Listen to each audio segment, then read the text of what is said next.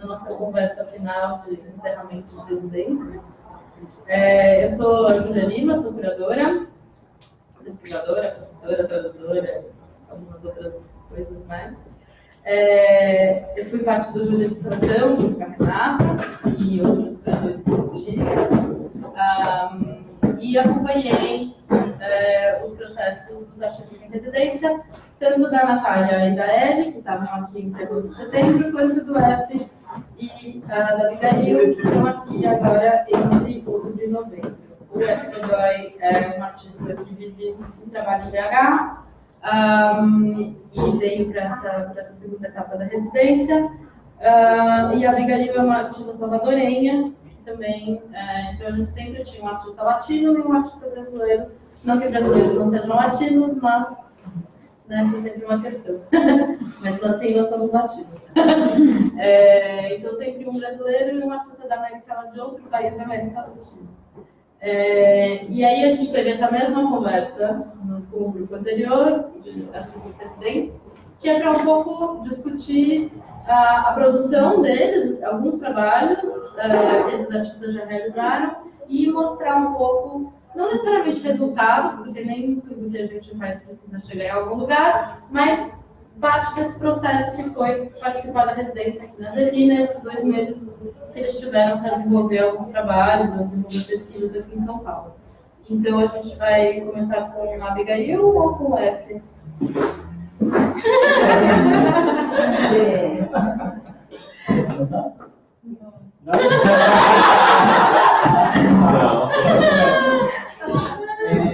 A gente vai usar o seu computador. Sim. Tá lá já? Sim. Então, para vocês saberem, a gente vai mostrar alguns trabalhos vídeos. Então, se vocês não estiverem conseguindo ver muito bem, Tem uma câmera ali, ó. aperta para lá, porque vai projetar aqui, não tem. Isso aqui. E aí as pessoas têm que fazer a foto tanto barulho, né? Silêncio. Bom, então eu vou mostrar primeiro um vídeo que eu acho que é a minha mini bio desse mundo. Eu amei esse vídeo, gente. Até qual a luz? Posso espetar um áudio? Será que dá? Onde mesmo? Porque vai precisar de áudio. Talvez fique bom aqui com Deus. Vai estar muito baixo.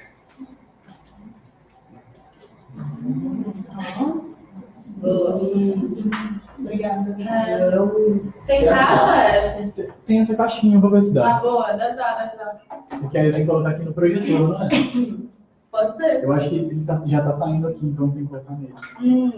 Porque é HDMI, se for no HDMI, tem que ser direto no projetor. Tem um USB aqui. Ixi. Aqui. Será que é aqui? Sim. Testa. Não, ainda está saindo. Não tem, normalmente tem 2 entradas de áudio. Áudio 1 aqui. Não é no computador? Está saindo direto, está saindo no projetor. Ele tem por causa do HDMI. USB deixa aqui. Rapidinho, gente. Temos que fazer uma conversa.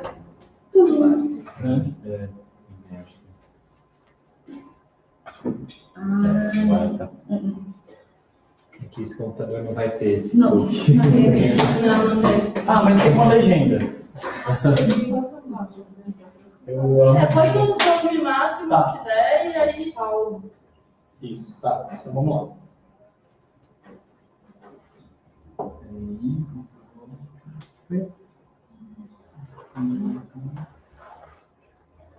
Vem com o canal aqui. Isto é uma carta.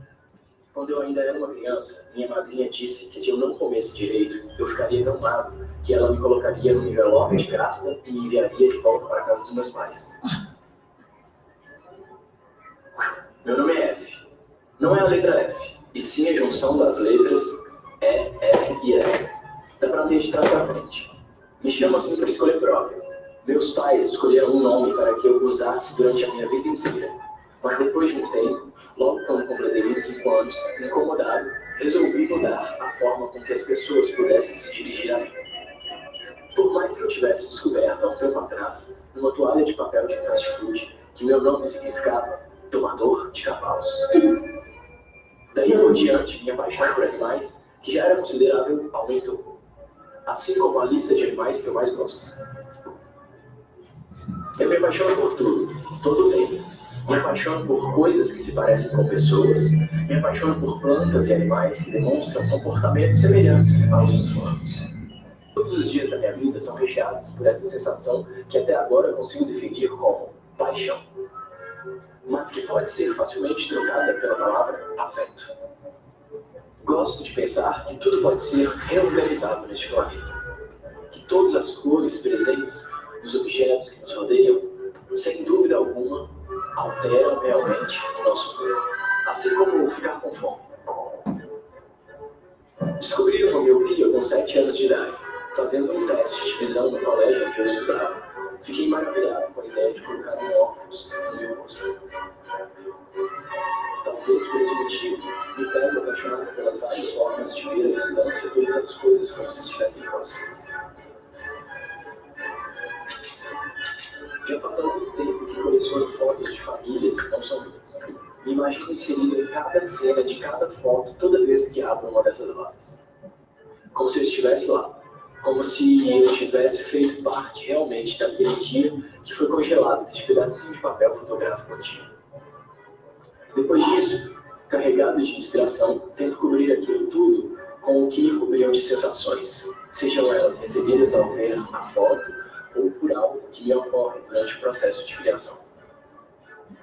Além das fotografias, também coleciono papéis amarelados pelo tempo e objetos que envelheceram mais que as pessoas que morrem de velhice. E o que faço com esses objetos? Eu organizo um lugar para que ele more, um novo lar para que eu não precise escondê-lo ou guardá-lo.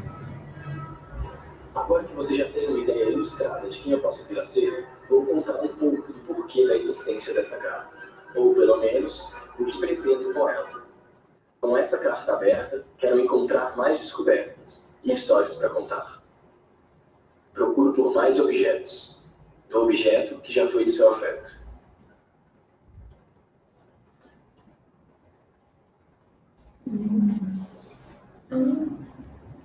Bom, esse foi um projeto que eu fiz para o SESC, onde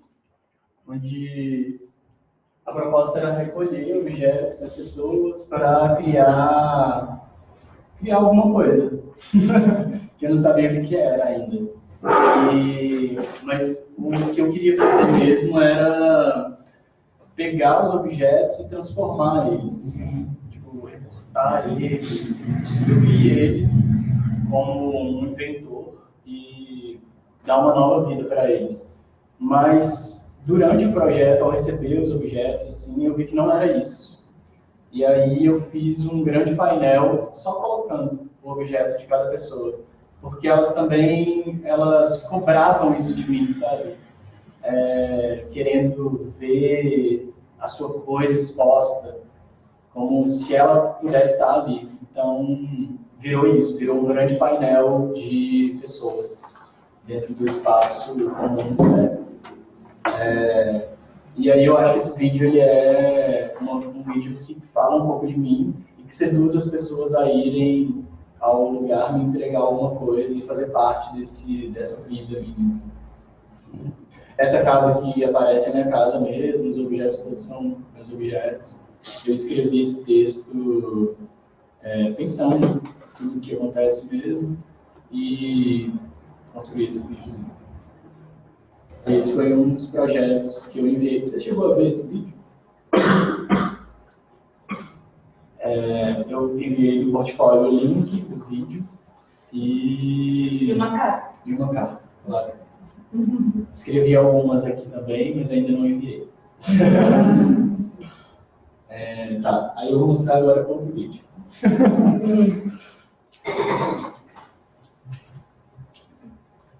São vídeos rápidos de 5 minutos, tá?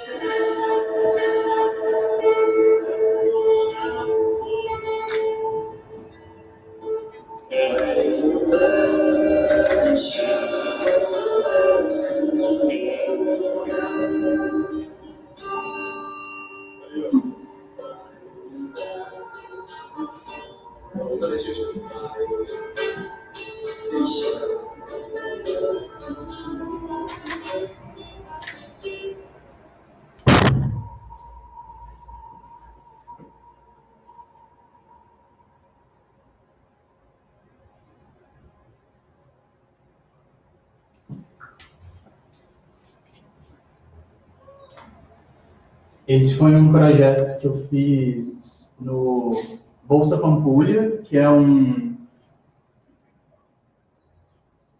residência também que tem em Belo Horizonte.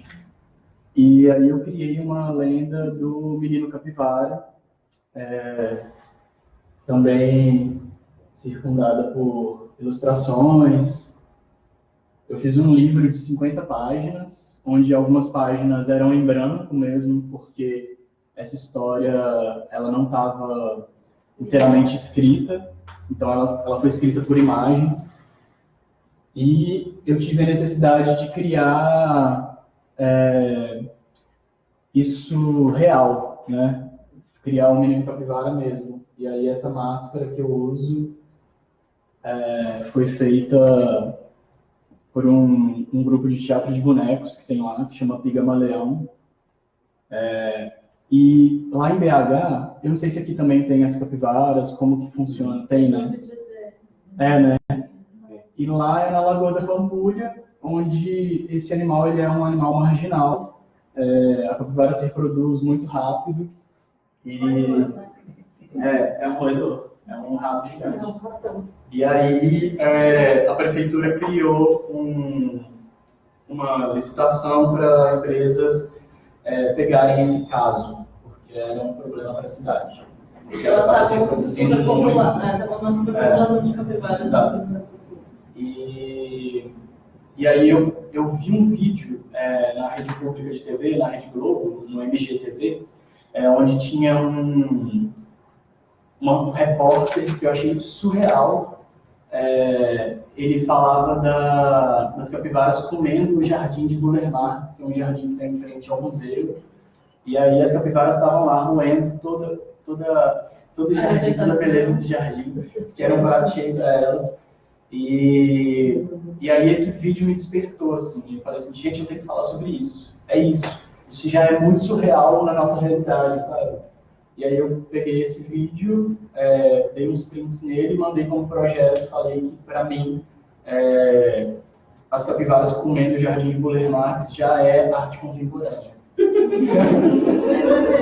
e eu ainda não tinha me ligado em toda a história que tinha por trás ali. Das capivaras também serem um problema para tudo. E aí depois já tentando exterminá-las. Assim. Exatamente. Aí teve todo um caso que se arrastou desde 2013, assim, essa licitação foi ganha por uma empresa fraudulenta, assim, ela pegou um monte de capivaras, fez uma armadilha para essas capivaras, pegou 54 capivaras, levou para um parque e deixou lá. Elas morreram de inanição, de fome. Tem fotos terríveis delas. Eu tenho todo esse arquivo, mas eu acho que é estranho mostrar, sabe? Mas foi sua pesquisa, né? Foi minha pesquisa. E aí também entrei em contato com várias pessoas de proteção dos animais. Virou, assim, um emblema para eles também, essa imagem do menino capivara.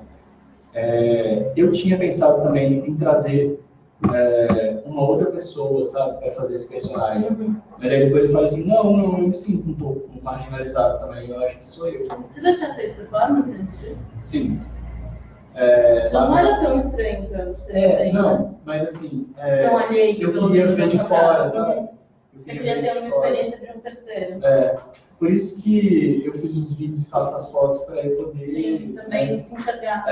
Exato. Mas lá no museu eu só mostrei os desenhos, numa mesa gigante assim, que cortava o salão. Mas aquilo que você me falou, né? O vídeo foi feito no período que você ficou lá em residência e no final você ficou vivendo na tenda mesmo, né? Isso. Na última semana. Vivendo ali naquela... E foi muito estranho porque a praça ali da frente do museu é uma praça pública. E aí eu cheguei lá, assim, gente de capivara, de sunga, e não deixaram. E os guardas municipais falaram assim, você não pode ficar aqui, você tá nu. Aí eu falei assim, não tô nu. E tem uma foto muito maluca, eu não consegui achar ela aqui pra mostrar, mas tem um monte de noiva fazendo as fotos. E eu tô assim na frente, elas estão. É muito surreal isso. E esse é um lugar onde acontecem essas cenas surreais, né? A zona dele é surreal, né? Ela é um lago artificial gigantesco, construído no meio da cidade, não sei se todo mundo conhece, mas além de tudo é um projeto criou uma ilha, né? E é um projeto arquitetônico mega ambicioso, né? Do Kubitschek, quando ele era prefeito de BH. E aí são 7 grandes construções, é o Yacht Club, a Casa de Baile, o museu, a Casa também. A Casa são várias construções arquitetônicas ambiciosas ali no entorno, e tudo supostamente uma grande praça pública, mas supostamente, né? E a capivara também estava sendo marginalizada por causa do carrapato estrela, que transmite febre amarela e causa morte. E no ano que eu estava fazendo, houve um óbito de uma criança que era escoteira. Do carrapato estrela. Sim. E aí o assunto voltou, assim, sabe? De uma vez. E aí eu tinha o hábito de circular a Lagoa da Pampulha vestido. Eu cheguei a andar de móvel, que é o transporte público que tem lá, e achei muito engraçado eu poder circular sem mostrar meu rosto, né?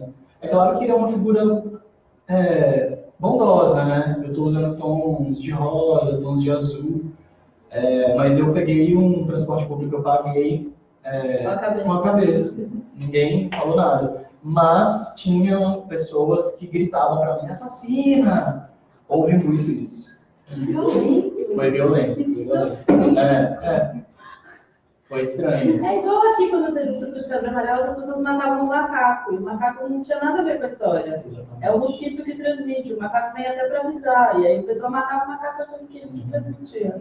Então vira uma espécie de culpa da natureza que não tem nada a ver. Eu achei também vídeos de pessoas torturando capivaras. Moradores, pessoas que passam e viam e sabiam que o carrapato estava transmitindo, e enfim. E aí essa residência foi uma residência de 6 meses e foi muito angustiante para mim, assim, porque eu estava trabalhando o tempo todo, estava fazendo desenhos, tem outros cadernos assim que eu fiz muito desenho que eu não consigo parar de desenhar. E os curadores, eles não viam que eu estava trabalhando, sabe? Eles pensavam que o desenho era uma coisa que não ia dar em nada. E aí eu falei assim, não, mas calma, eu tô construindo uma máscara, eu vou virar um menino capivara. E no dia da performance... Mas como se o desenho não fosse um trabalho? Exatamente. Isso acontece muito com pessoas que desenham. Tem gente que desenha aqui. Que preocupação é essa? Mas isso acontece muito. Tem... isso. Existe isso. Mas é louco. Sim. Mas aí eu continuei, sabe? Eu até pensei em desistir, falei assim, não, gente, eu sei o que eu tô fazendo aqui, eu sou a pessoa mais júnior desse lugar. Imagina! Mas a gente sente essa angústia. Sim, claro. Ainda mais que existe alguma expectativa que supostamente você não vai cumprir. Exatamente. Não, exatamente. Eu ia contar outras coisas, mas acho que não é o caso. Se você quisesse abrir, só desde abrir. Vamos fazer a reunião. Eu só sei se vai ser desenhado. Mas enfim, essa coisa de bancar o desenho é muito difícil, sabe? Gente, isso pra mim é impensável. Mas é difícil, porque todas as outras pessoas estavam lá mexendo com suas aspirações, seus objetos abstratos e seus conceitos fortes. E eu estava mexendo com uma coisa que era poesia, sabe?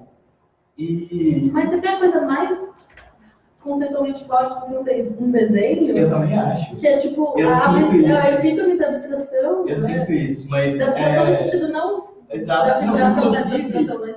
Inclusive, quando eu estou ali desenhando e tal, eu fico pirando nas manchas mesmo que estão surgindo. Eu vejo uma ilustração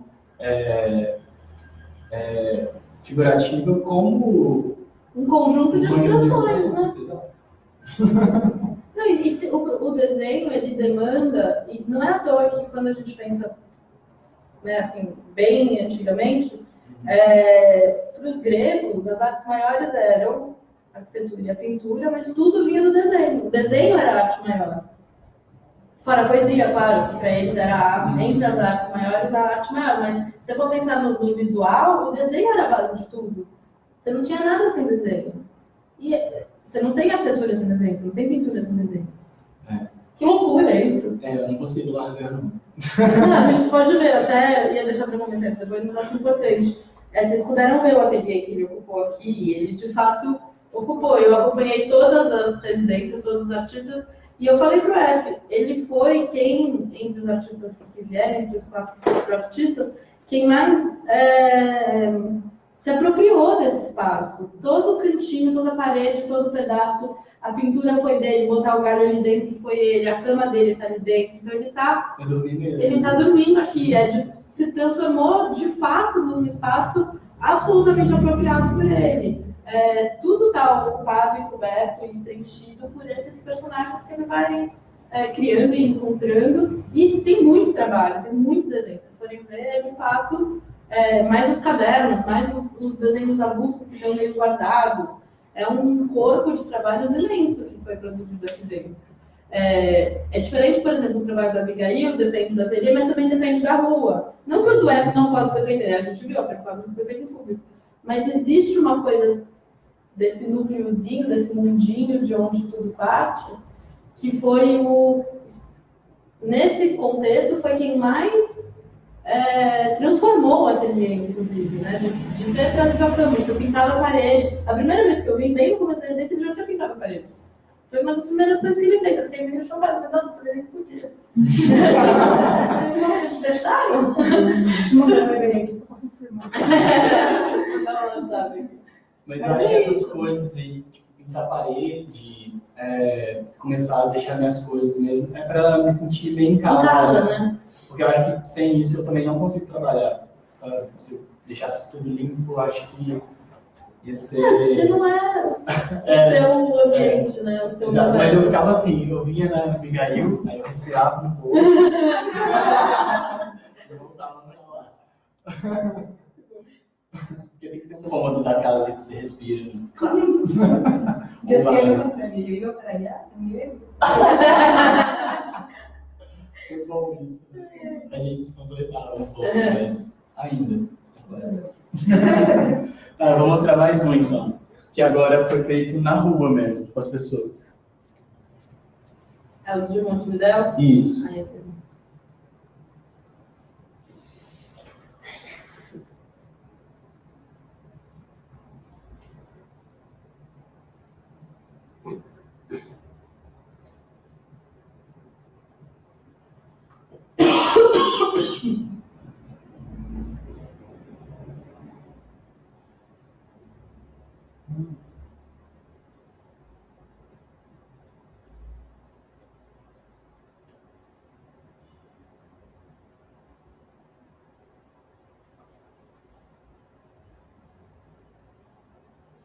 Esse foi um projeto feito em dupla. Eu tinha como parceira a Marci Silva, que é uma pessoa lá de Belo Horizonte também, uma amiga. A gente foi para Montevidéu, numa residência esse ano mesmo, antes de vir para cá, o EAC, que é o Espaço de Arte Contemporâneo. E lá a gente tinha junto a ideia de vincular o trabalho de mediação de arte e educação com o trabalho de arte. Então, ela foi como pesquisadora da arte e educação, eu fui como artista. Para a gente pensar junto se uma obra pode ser construída pensando a arte e educação mesmo, pensando todo mundo participando dessa obra. E aí foi um desafio, assim. Eu não sei se a gente conseguiu, não. Spoiler, sim. Você acha? Sim, com certeza. Então tá.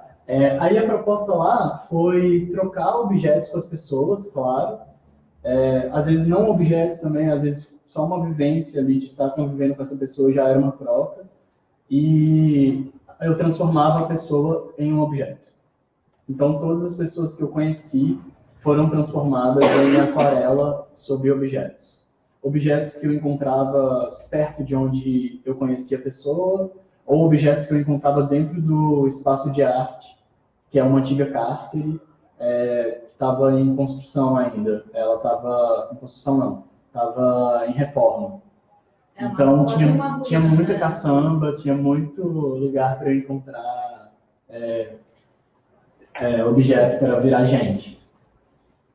Então essas são as pessoas que viraram objetos. O trabalho depois virou essas fotografias, porque a gente fez a exposição final e cada pessoa pôde pegar ela mesma para levar para casa. E então cada pessoa se levou para casa, levou sua imagem. Quem não levou? Quem não levou, a gente deixou no espaço, tá lá ainda, algumas pessoas, por exemplo, o cachorro tá lá, colocado onde eu defini, assim, que poderia ser colocado. Mas é aquarela, e Montevidéu é uma cidade que fica chovendo sempre, é úmido, é frio, então provavelmente ela já escorreu, porque eu não passei fixador. E só para entender, a aquarela está sobre objetos, né? Sobre objetos, Então, no papel, o papel absorve a água e aquilo fica fixo, mesmo que desbote. Num objeto fica uma coisa que, se você passar a mão sem cuidado, você Mas apaga. muitas das pessoas foram buscar no dia da exposição final, que virou uma festa, assim, foi lindo. E algumas pessoas me enviaram já fotos delas, elas montaram um altar para elas mesmas. Então eu acho que o trabalho ainda está acontecendo, porque eu não imaginava que isso ia acontecer. As pessoas iam montar um altar para elas mesmas. E eu acho que eu faria isso também, se eu ganhasse de um artista uma imagem pintada em um objeto. Eu ia pegar ele e colocar numa estante com outros objetos e ia virar um altar, né? E foi muito lindo, assim, conhecer todas essas pessoas. Esse aí é o Plano Ibirapitá, que é são pessoas que são assistidas pelo governo de Montevidéu com tablets, pessoas de maior idade, pessoas idosos, né? Terceira idade. E a gente entrou no espaço de arte e a gente falou assim, a gente quer conhecer todo mundo que é assistido por esse espaço, a gente quer conhecer todo mundo que trabalha aqui, porque a gente queria a relação com essas pessoas mesmo para construir o trabalho. E esse foi o primeiro grupo. E foi muito forte. O grupo frequentava um espaço, isso. Vocês tinham contato Isso. e você pintava os objetos a partir deles. Isso. E aí foi lindo porque era a primeira vez deles também com tablet, e aí a gente fez uma dinâmica que era eles pesquisarem no Google objetos que eles não encontram mais hoje, que fizeram parte da vida deles. E foi muito emocionante, porque eles não sabiam buscar na internet. Isso que é uma coisa corriqueira pra gente. Tá no Google. Não, eles não sabiam a existência do Google. Sabiam porque viam um neto ou outro, mas ali, direto, né? Tipo, digitar o nome e procurar. Foi muito mais. Eu vou mostrar para vocês agora um vídeo dessa experiência. Imagina, eu nunca vi um Google na vida. Foi muito mágico.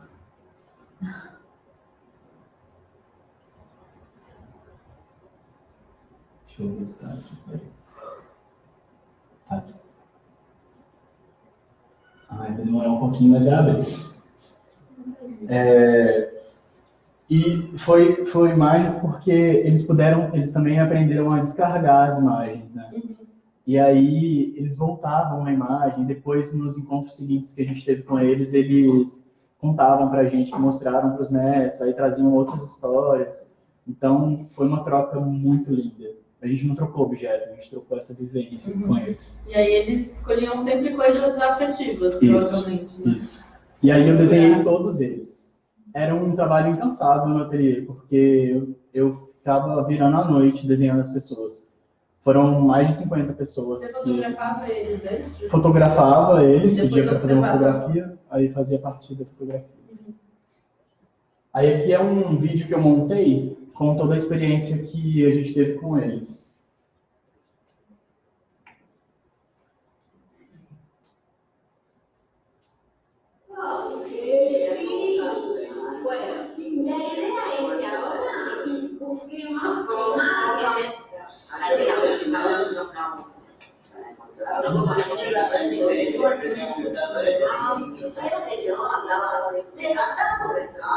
Por el agua y no, todo era tan lindo, qué lindo.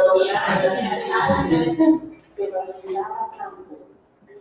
Tenía que, del año 40 en adelante, tenía que tener un medio económico para bancar el alquiler de sanidad. Y trabajaba ayudando en estación de viaje, galleta, fideo, grasa, jamón, no me acuerdo cuántas cosas más, para ganar la plata para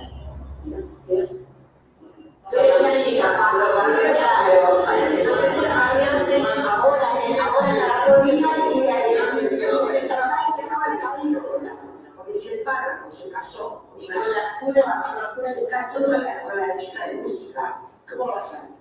Con mi tablet yo puedo escanear. A gente também ensinou para eles a usar o código QR.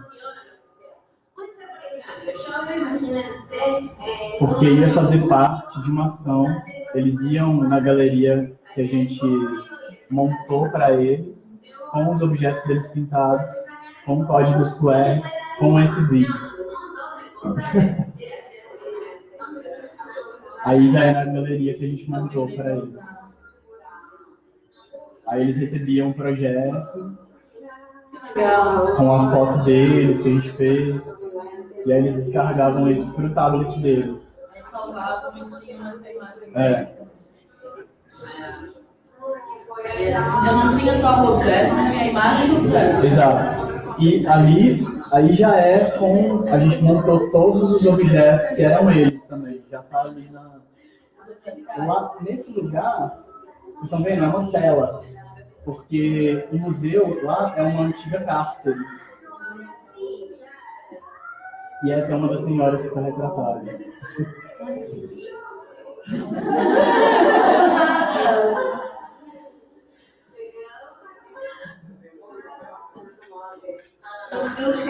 Aí eu pus o vídeo também do objeto de seu afeto. Muchas gracias. Eu não apareço porque eu estou filmando o tempo todo. É. Foi lindo, foi lindo. E até hoje eu troquei o WhatsApp com eles. E eu ainda recebo mensagem deles, foto, falando que tá sentindo falta. Ai, Gente, não acredito. foi lindo, foi lindo. E eles aprenderam também o WhatsApp com a gente. Faz sentido. Não sabiam nem o Google e nem o que eu gostava. Deixa eu ver agora.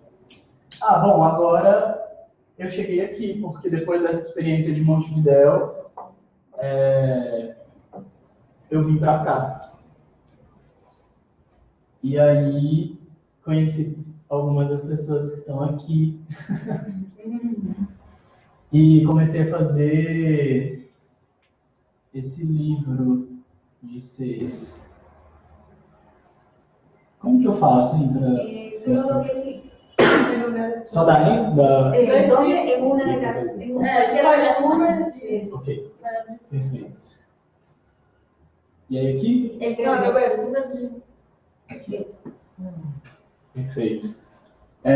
Então eu comecei a fazer uns cadernos aqui, que está servindo mais de um catálogo de seres, assim. Aqui eu trouxe muitas ideias, eu estou no ateliê ali, eu estou com várias ideias sendo...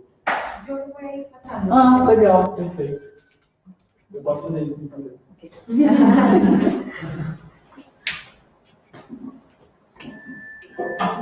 Bom, aqui eu estou fazendo várias coisas, na verdade. Eu estou aproveitando o ateliê como se fosse o ateliê lá em casa mesmo.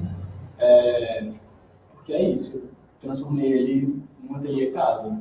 Estou morando aqui e lá em BH também eu faço assim, eu tenho um quartinho onde, que é o último quarto que aparece no vídeo, onde eu fico fazendo de tudo um pouco. E aí eu estou coletando objetos em bazar, em feira. E eu vim muito com uma ideia de que, lá de Montevidéu mesmo, com uma ideia de que os objetos eles têm uma aura e que eles possuem um espírito mesmo. E aí, nessa coisa de acreditar nisso, eu tento escutar eles, eu estou dormindo com eles, estou tentando ver como que eles se comunicam comigo. E aí eu mexo neles, mudo eles de lugar. Combinei isso com outras coisas.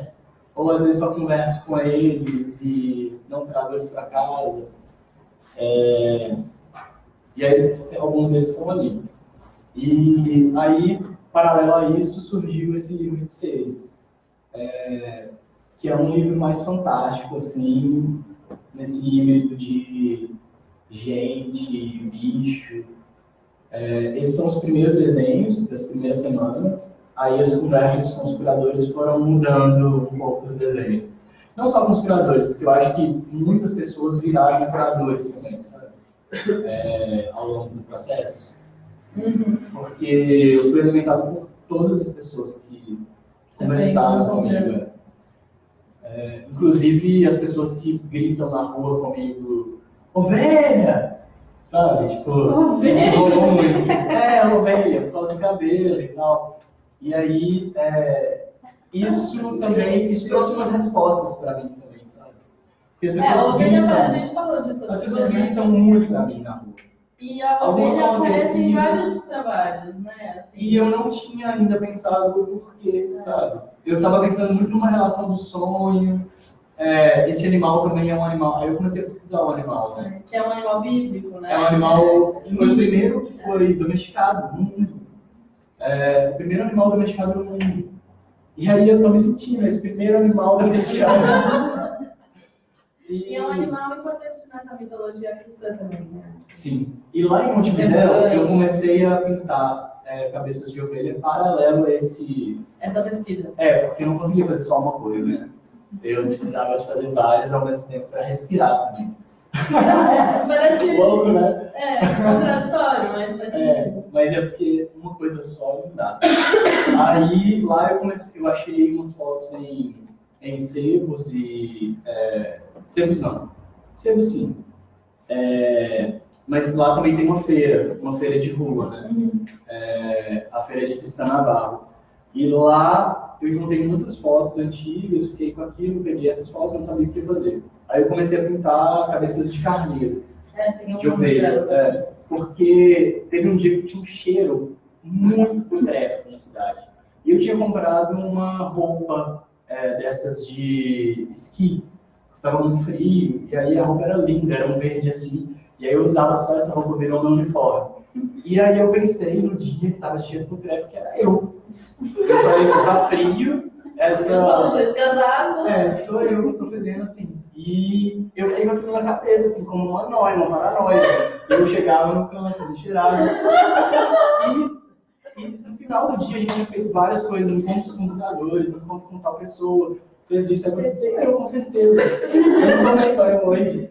E no final do dia, anoitecendo, o cheiro estava impregnado na cidade. Todos os lugares que a gente ia tinha um cheiro. Então, por isso que eu pensei que era eu. E aí falaram, vocês estão sentindo esse cheiro? Aí eu pensei, aí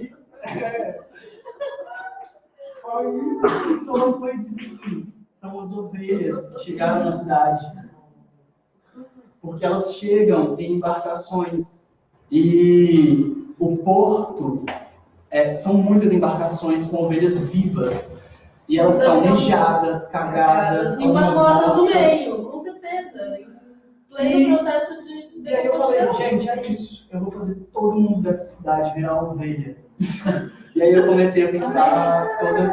Porque também deve ter sido a mesma forma que essas fotos chegaram nessa cidade, né? São os imigrantes por embarcações, enfim. E aí virou esse projeto. E aqui eu achei umas fotos bem parecidas também, em feiras. Mas são fotos que são de estúdios aqui de São Paulo. Sim. As que eu encontrei lá em Montevidéu virou uma série de 30 fotos com os carimbos de Montevidéu. Aí, aqui eu percebi que aconteceu isso que aconteceu com o menino capivara. Eu virei a ovelha, sabe? As pessoas já estão me chamando na arroba de ovelha sem eu perceber. As coisas se ligam numa possibilidade que eu não controlo. Sim. E que se apresenta para você, né? Se põe. E que eu não penso muito sobre. É tudo Mas muito intuitivo e que liga. Mas aí eu não sei explicar essas coisas. E aí isso vira uma dificuldade no mundo da arte. Porque as pessoas explicam as coisas. Mas as coisas não são explicadas, as coisas só precisam ser. Tá. É isso que eu estou né? tentando fazer. Mas é difícil. Eu estou pensando dessa angústia também. É difícil porque talvez a gente tenha muito. Passa mais. E agora os últimos desenhos falam um pouco sobre isso. Os últimos desenhos eu estou chamando esse. Os últimos desenhos... Não, tá. Obrigado. Esses últimos desenhos eu estou pensando que são sementes de angústia. Porque eu me sinto muito angustiado com essa coisa de não poder explicar o meu trabalho direito, porque como parte de um processo muito intuitivo, essas coisas elas não ficam claras. Mas aqui na residência eu estou conseguindo ligar um pouco, sabe, as coisas. Mas eu acho que as coisas, elas talvez não precisem ficar claras, mas elas precisam se revelar. Igual Sim. Você falou, de repente uma informação vem à tona, e aí tem um episódio muito forte assim, na minha vida, que foi quando eu entendi o papel da intuição na nossa vida. E aí, por muito tempo, eu achava que a intuição era sempre alguma coisa mística, mágica, ou que a intuição era alguma coisa que algumas pessoas têm, outras não têm, como um sexto sentido, uma relação quase espiritual com as coisas. E aí, um dia, eu li um texto do Descartes que ele conta que a intuição ela é aquele momento de maior clareza, que a gente não tem capacidade de aprender. É uma clareza tão grande, a gente vê tudo da maneira mais clara e mais precisa, só que aquilo é tanta informação, esse vislumbre que a gente tem da realidade, é tanta informação que a gente não tem capacidade de processar. Nosso cérebro, nosso emocional. Então a gente interpreta como intuição, mas na verdade a intuição é o momento mais racional que a gente pode ter, porque é ver as coisas como é a clareza possível. E aí a gente tem momentos, né? A gente tem momentos de intuição durante a vida que são esses raros vislumbres de quando a gente consegue. É quase como tirar a cabeça da água ou limpar a neblina, sabe? Assim, a vida em geral tá ou submersa ou na neblina, mas de repente a gente enxerga tudo, depois volta, sabe? E aí É flutuante, não dá para controlar, né? Não. Porque eu sinto isso, agora que eu tô falando aqui, parece tudo muito claro. Daqui a Mas pouco, E só me durante eu não também. consigo explicar. Eu não consigo entender o que eu, sabe, a ovelha tá lá e... Não, gente, é isso, é sobre ele mesmo. É, ovelha, ponto final. Mas a gente tem mania de... Por que você coloca essa cabeça de ovelha? Aí eu não sei.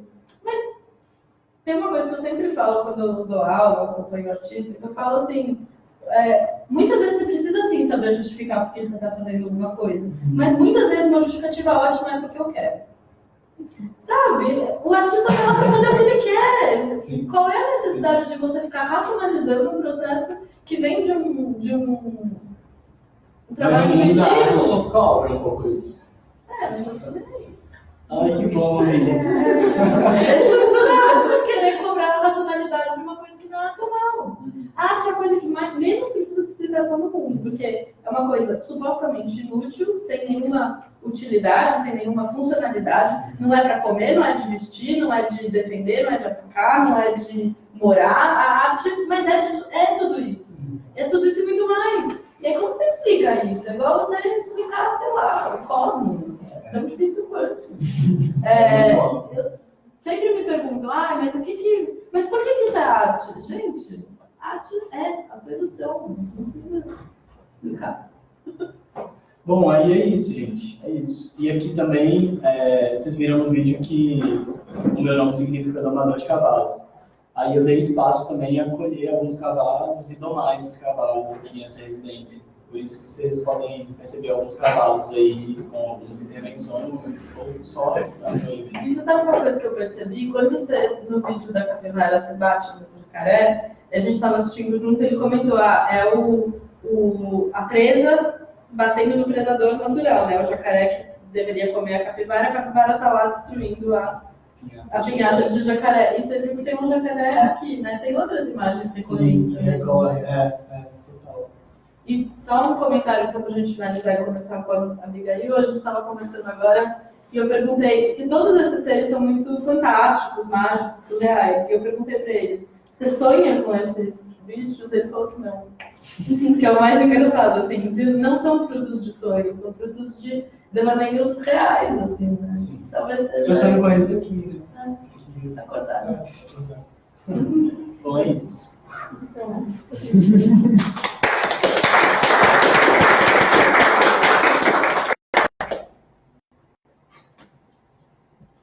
Abri muitas aulas. Você quer que eu faça para você algumas imagens? Ou você prefere ficar daqui? É confortável ficar aqui.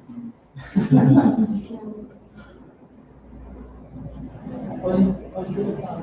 Porque eu acho que ele. Você viu que ele ficou gravando? Então ele trouxe o seu computador. Na hora de fechar, pode ir apertando a light. Porque ele ficou nos seus documentos.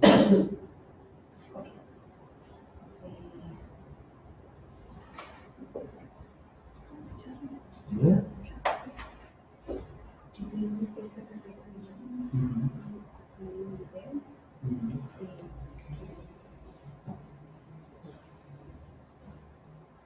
Aí eu vou passando para você.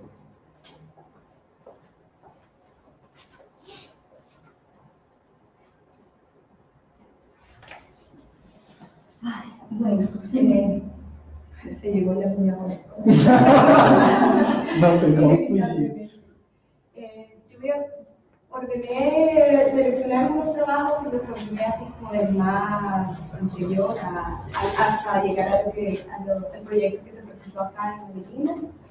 Y bueno, este trabajo, yo trabajo así como por cuerpo de obra, casi que tengo una idea y la exploro mucho y la veo, trato de ver cómo Se desarrolla como en varios trabajos. Y también mi proceso es muy lento, entonces también me da como para ir pensando diferentes cosas. Entonces, este trabajo se llama Prelibre y fueron 11 piezas más o menos las que hice bajo ese título.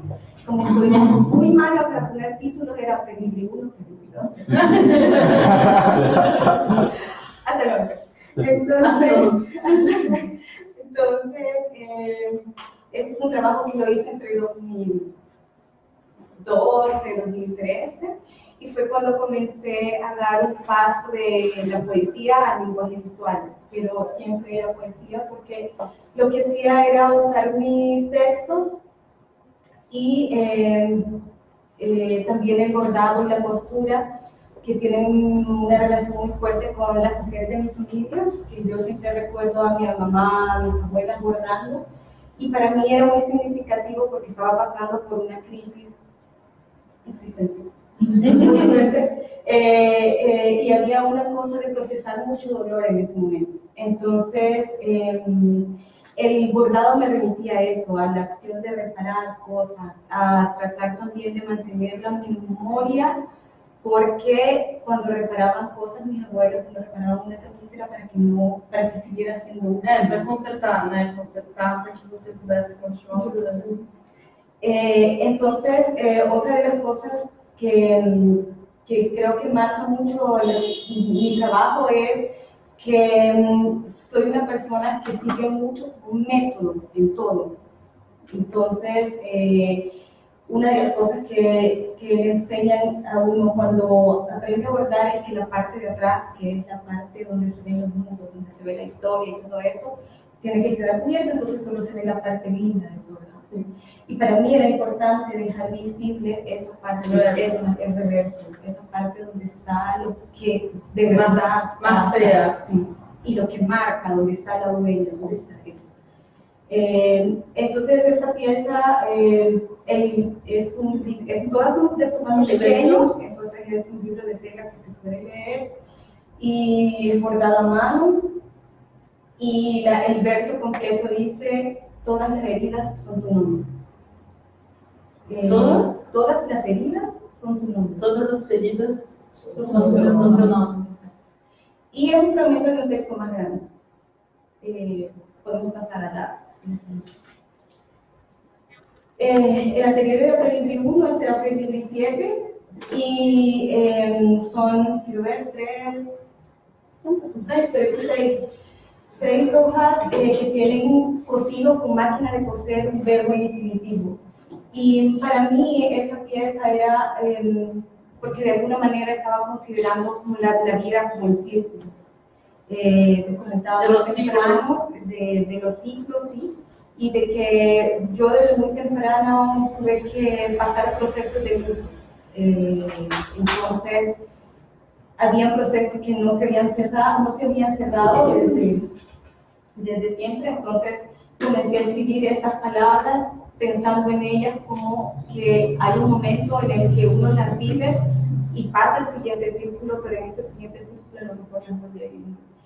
Y que el hecho de que estuvieran cosidas en papel y cosidas con máquina, que el papel no es para eso, también dejaba una huella, y la aguja dejaba el papel un poco roto, entonces eso también... que costurar no papel deixa marcas mais brutas do que no tecido, né? Porque o papel tem uma outra rigidez.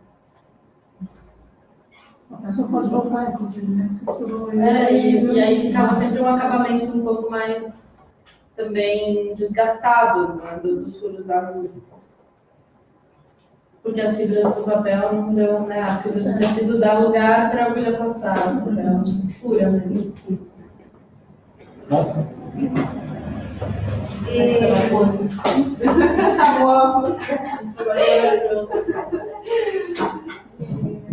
Y bueno, esta era Premio 19 y son tipos de una tipografía antigua. É tipo cartão de chumbo das antigas prensas, né? De imprensa, de impressão de livro, de jornal, antigamente.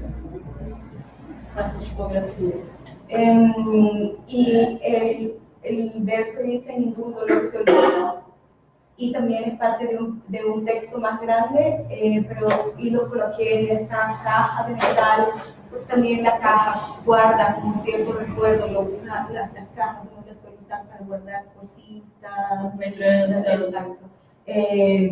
Y la caja estaba con mucho hilo, entonces cuando cae la frase, cae con un peso también sobre Y marca. Nenhuma dor se esquece. Nenhum dolor se olvida. Si tienen preguntas o comentarios o algo, pueden interrumpir. Ese proyecto es clasificados, lo hice en el 2014 me parece, y lo que hice fue introducir poesía en los clasificados de uno de los periódicos de mayor circulación de El Salvador. Y lo que comencé pensando era que sería bonito que alguien estuviera buscando en el periódico una oferta de empleo, porque lo puse en la oferta en la casilla de empleo varios, y encontrarse con algo que de repente quebrara la rutina, algo diferente. Entonces lo hice durante un mes, los lunes, porque los lunes o segundas es el día que circulan más periódicos en el país, porque sale un especial de deportes, principalmente de fútbol, y un especial también de ofertas de empleo. Entonces, por la cantidad de personas desempleadas que hay en el país, que también habla de ese contexto, y por el nivel educativo de capacitación para oficios, técnicos, etc., este es el día que hay más circulación de periódicos. Y yo me ubiqué en la casilla de empleos varios, empleos diversos, que es justamente una de las personas que tienen menos cualificación. Y el proceso fue bien interesante porque podemos pasar.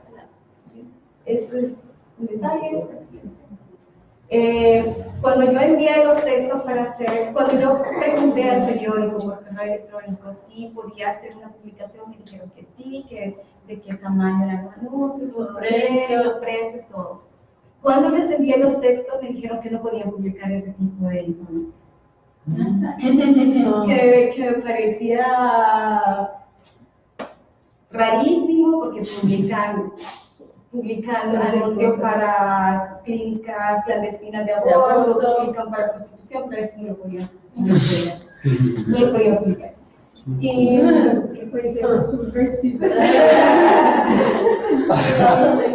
y lo más gracioso de todo era que de repente me dicen: está bien, vamos a pasarlo al departamento técnico de no sé qué, que era como un departamento curatorial.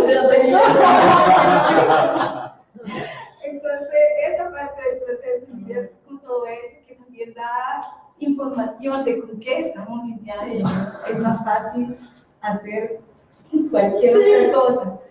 Un anuncio de una clínica de aborto o un anuncio de prostitución es más fácil que poesía. Entonces, me parece lo más raro es que la semana pasada estábamos hablando nosotros juntas acá también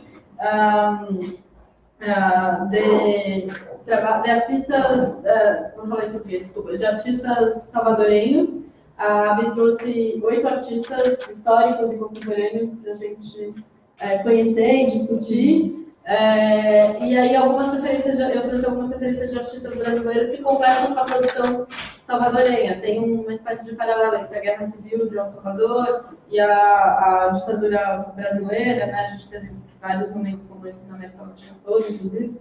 E aí uma das minhas referências foi o Paulo Bruschi, que tem uma série de anúncios classificados no jornal. Claro que o trabalho é outra proposta, né? Ele sempre trazia coisas absurdas, então procuro alguém para fazer uma máquina de sonhos. E aí tinha um telefone para telefonar. Mas é muito curioso que daí a gente começou a conversar e viu que, além de tudo, esses trabalhos convergem também de usar esses meios de divulgação em massa, de comunicação em massa, e como o contexto político, mesmo tendo mudado tanto, e tendo, né, El Salvador nos anos 2015, Brasil nos anos 70, ainda assim a gente consegue encontrar essas correspondências.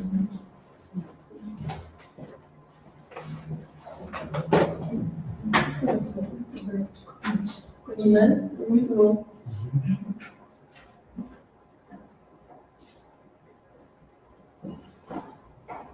E o curioso também é que não tem telefone, né? No caso dos anúncios da AB, era só de fato esse pedacinho de poesia no meio do caminho, assim, tipo um susto no meio. E não tem, tipo, ligue para, ou acesse, não sei o quê. Era mais estranho ainda.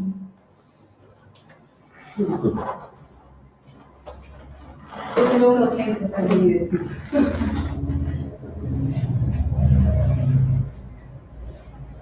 Y bueno, este es un trabajo que se llama 60 palabras por minuto y es bastante texto. Yo estudié secretariado en bachillerato en educación media.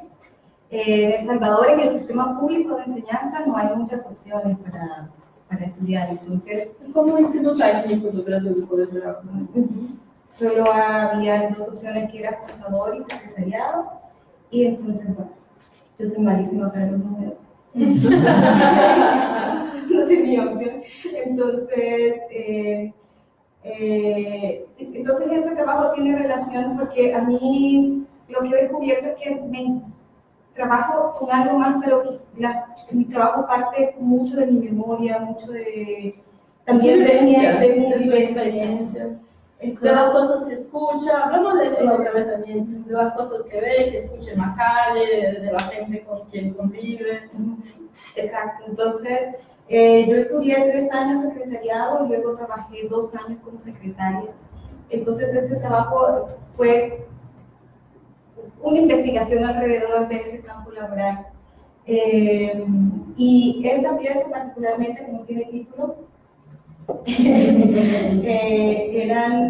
lo que hice fue revisar durante 1 año completo los anuncios clasificados que ofrecían ofertas laborales para secretarias. Entonces fue revisar anuncio por anuncio y estudiar un poco esos requisitos, esa cosa que se demanda para poder trabajar con isso. Então ela começou a quase classificar assim, altura acima de 1,65, precisa ser magra, boa aparência, requisitos dos anúncios de secretariado. Que tuvieron todo de voz agradável. Coisas abstratas ou de formação, experiência de trabalho, mas coisas muito abstratas, tipo parecer delgada, né? Tipo, parecer delgada, tipo, parecer magra, não é nem ser magra. É muito estranho. É muito estranho. Que horror. Parecer magra, é muito estranho. Entonces había una cosa ahí que mientras, por ejemplo, en la formación que yo recibí, por lo menos, había una cosa de mucha disciplina, de hacer las cosas bien, de tener habilidades, no sé qué, para desarrollar efectivamente una labor. El campo laboral en realidad está diciendo que tenés que ser delgada, que tenés que tener una voz bonita, que tenés que medir unos 65, etc. Entonces, nosotros no podríamos. Entonces acá están una selección de esos y lo que hacía era comenzar a escribirlo a máquina manual, como una especie de repetición también, pero a medida que el texto la misma frase, a mesma frase, ela escrevia, só que ia avançando e aí ela ia trocando as letras. Al final no tiene sentido, no se puede ver. fica tudo embaralhado. Então, ela vai tendo typos, erros de digitação, que vão sendo acumulados de uma frase para outra, até que no final a frase não tem nenhum sentido. Se você ler. Eso es un detalle. Y esta fue la pieza que dio, es como la mamá de este, De esa madre. la pieza madre. Porque yo comencé realizando mis manuales de estudio de mecanografía y de taquigrafía, que fue un sistema de escritura. Taquigrafía. Ok. Y lo que hice fue seleccionar uno de los ejercicios y comenzar a mecanografiarlo incansablemente hasta que paré con 30 metros de papel mecanografiado. Y era esta cosa sobre la repetición también, y para también hablar de esta cosa que es la educación, que es un ejercicio, es como si casi un sistema de entrenamiento, es repetir. Es casi una fuerza de masacre y de pensamiento también, porque se queda muy encerrado. Exacto.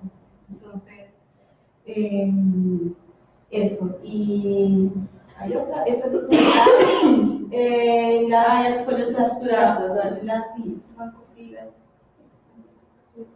Para poder fazer o fio todo. Esta foto. Não, era só para falar que estão costuradas, para fazer a fita toda completa. É um toner, né? Que é o toner, ele é um... Não é. Era na máquina de escrever mesmo folha por folha. Y bueno, este es Poesía Popular, que es el proyecto con el que apliqué a la residencia de Lima. Creo que es mejor que mostrar el video. Hay un video. Antes de hablar de eso, perdóname. No, está bien. Está aqui? Sí, ya estaba. ¿Está abierto? Estava, né? Sí, está ahí. Posso clicar aqui? Sí. Ah, sim.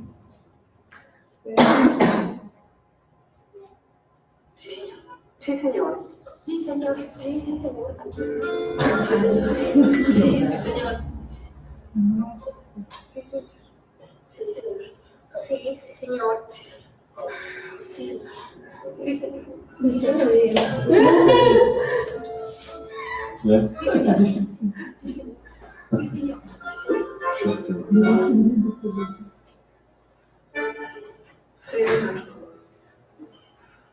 Sí, señor. Eu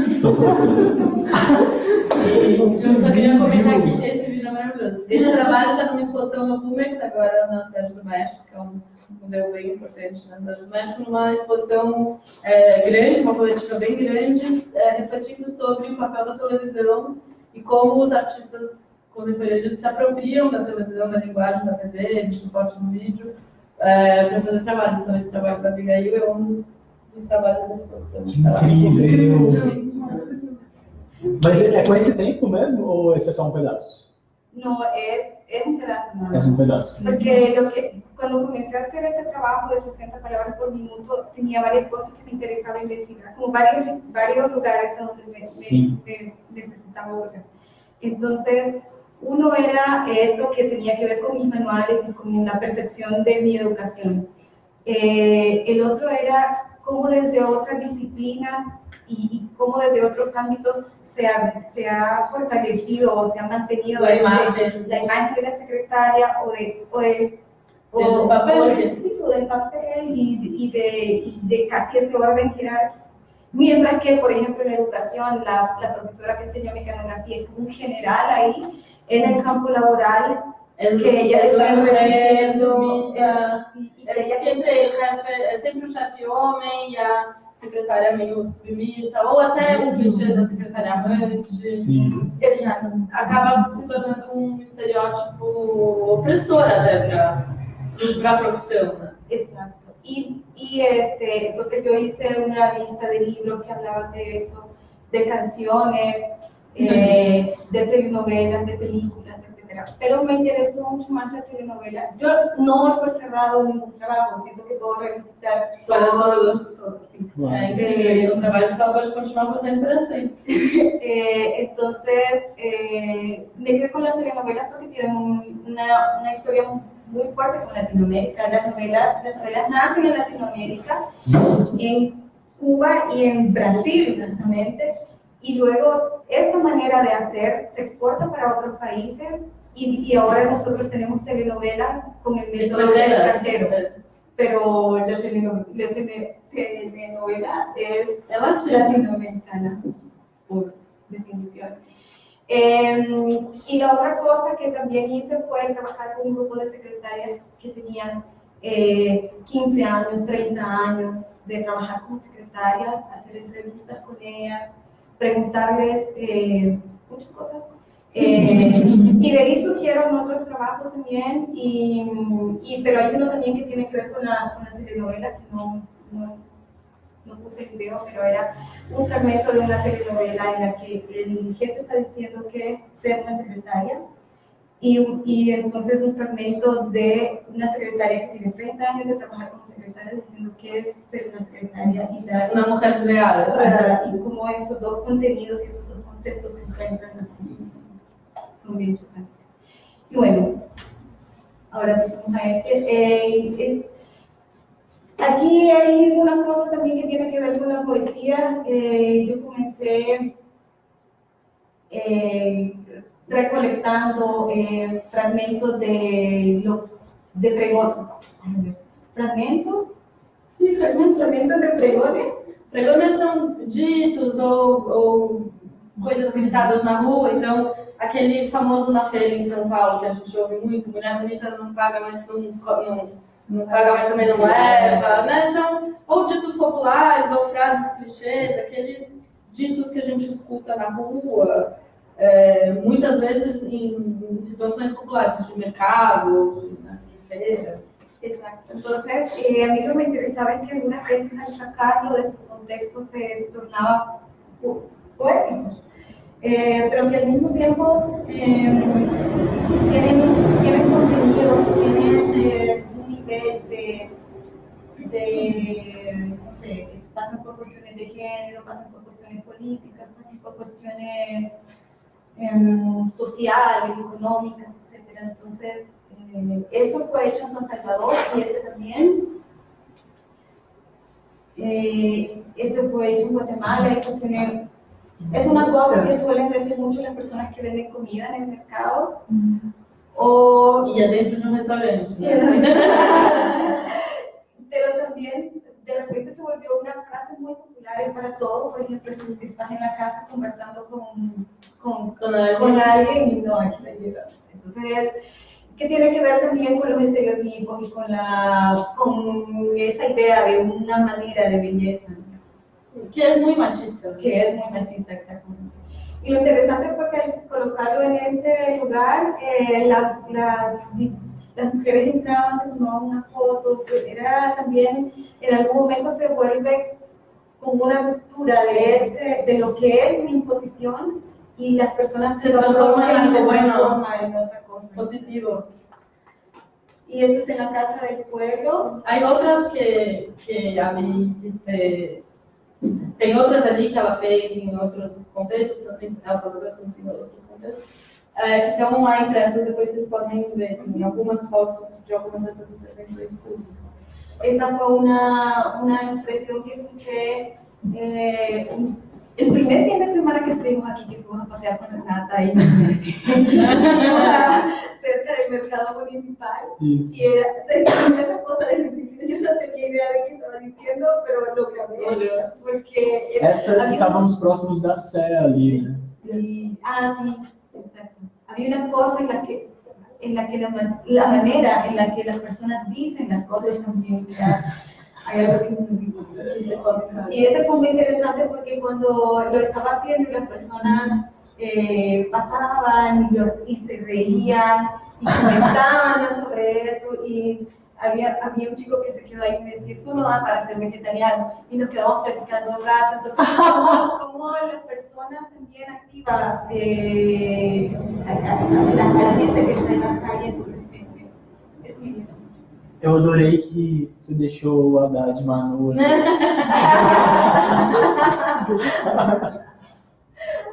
E é engraçado porque a gente estava comentando antes também que essas frases elas não têm pontuação, então a gente pode lê-las de maneiras distintas, assim, com ênfases distintas. Aqui você come carne, pode ser isso, ou aqui você come carne, tem essa pausa, e as outras frases também. E aí ela fez alguns, bem no começo da residência, ela fez alguns lances por aqui, em paredes que foram até destruídas, que tem um resultado ali na virada dessa primeira parede.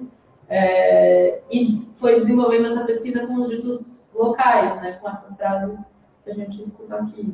Porque também tem uma questão cultural, né, e de linguagem. E é curioso ver os trabalhos de costura com as palavras, porque o papel da palavra está em todo o trabalho, né? A linguagem está em todo o trabalho. Mesmo que isso não seja sobre o secretariado, etc., na verdade, a linha condutora é a palavra, né? A linguagem. Sim. Que é espinha dorsal do trabalho. Isso foi aqui perto. Isso foi. Do lado da galeria. Essa foi a parede que Quebraram.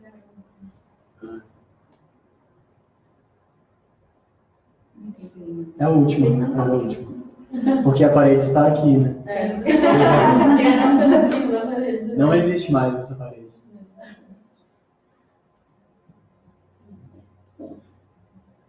Acho legal ter doado uma doçaria que chama Brasiliana, né? Não sei se dá do Brasil, mulher. Legal isso. Não. Só um comentário, então, que eu recebi uma mensagem aqui da minha irmã que é médica e mandou dizer que é febre maculosa, não é febre amarela, é carrapato transmite, tá? É febre maculosa. Ela deve estar assistindo pela internet. Que lindo. É isso Eu mesmo. quero contribuir.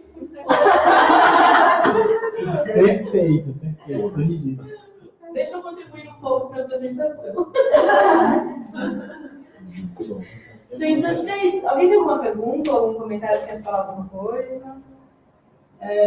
Acho que a gente teve 4 artistas bem distintos entre si, mas é isso que eu acho que se complementavam de maneira super interessante também. Um trabalho Eu adorei ser você.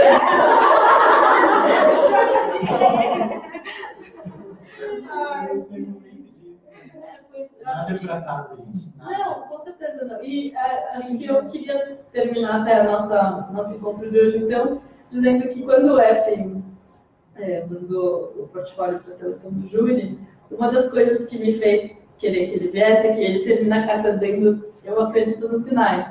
E eu sempre falo isso a minha vida inteira, eu acredito nos sinais. Era sempre uma...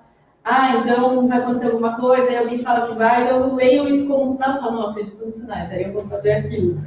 E eu acho que, de fato, as coisas não acontecem por acaso, né?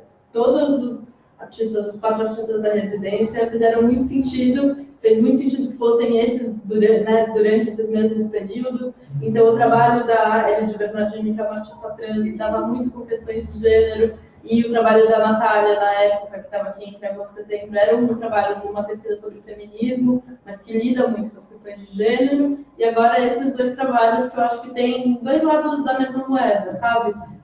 Um aspecto do universo interior e, no caso da Abigail, esse universo exterior da linguagem, sabe? No caso de um, o desenho, da outra, a palavra. Então, eles são muito complementares também.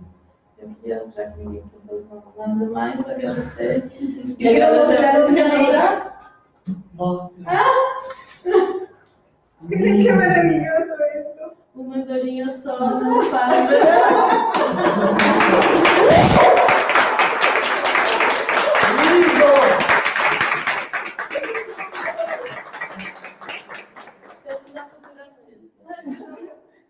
Obrigada, gente. Obrigada a vocês.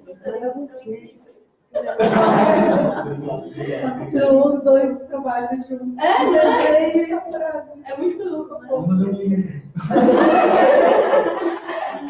Acho que é isso, gente. Obrigada por terem vindo. Fiquei feliz. Veio muita gente. Nossa, muita gente. Eu nunca vi isso. Dani es una artista de Colombia también y ella trabaja también con la palabra. Que lindo. Tiene un trabajo espectacular. Ela está estudando aqui em Foz do Iguaçu. Voy a aprovechar. Y trabajamos en la misma galería, entonces hay como una Ah, conexión debe de ser trabajo. isso, né? Preguntei hoje se teria na galeria. Muito bem, gente. Obrigada. Gracias. Ese beso fue allá.